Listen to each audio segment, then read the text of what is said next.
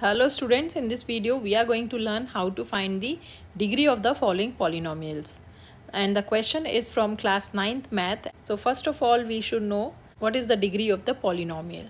So the degree of the polynomial is the highest power of the variable in it. Here we have 5x cubed plus 4x squared plus 7x as the polynomial. Here the variable in the polynomial is x.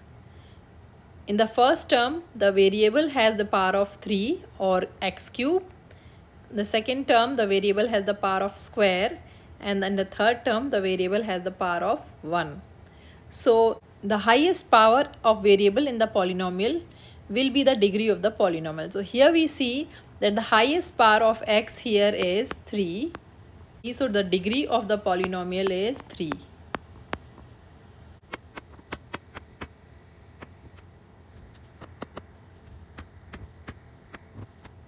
In our second example, our variable is y square and the highest power of y is 2. So the degree here will be 2.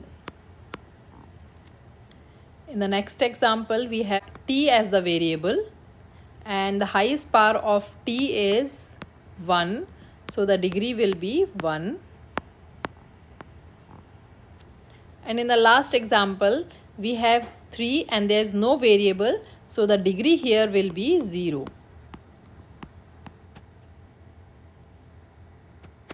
As there is no variable, so the degree will be 0. So the degree of the polynomial is the highest power of the variable in it.